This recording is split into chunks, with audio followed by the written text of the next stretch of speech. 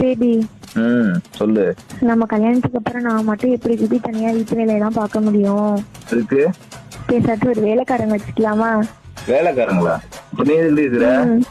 ஓஹோ, வீடு கூட்டணும், துணி துவைக்கணும், பாத்திரம் விளக்கணும், சோறாக்கி குழம்பு வச்சு உனக்கு நல்லா சாப்பாடு செஞ்சு போடணும். நீ மூக்கு முட்டை தின்னுட்டு கேம்குள்ள போயிட்டு பொம்பளை பிள்ளைங்க கூட விளையாண்டுட்டு கடலை போட்டுட்டு இருப்ப. நான் மட்டும் தனியா கஷ்டப்பட்டு வீட்டுல வேலை பார்த்து சாவணும், அப்படிதானே?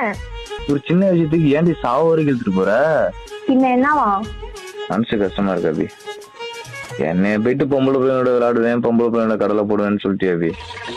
டேய் நடிக்காதடா, நீ எவ்வளவு பெரிய பொம்பளை சொக்குன்னு எனக்கு தெரியும். பொம்பளை சொக்கு. சரி விடு, நான் தான் தெரியாம சொல்லிட்டேன். வேலைக்காரி வச்சுக்கலாம். எது வேலைக்காரியை வச்சுக்கிறியா? எட்டு விளக்க மாட்டேன் நாய. ஏண்டா நான் இங்க ஒருத்தி குத்துக்கள் மாதிரி இருக்கும்போது உனக்கு வேலைக்காரி கேக்குற? ஏய், நீ தாண்டி வேலைக்கு ஆள் வச்சுக்கலாமான்னு கேட்ட. அதனாலதான் சரி நானும் வேலைக்காரி வச்சுக்கலாம்னு சொன்னேன். நான் அப்படிதான் சொல்லுவேன்.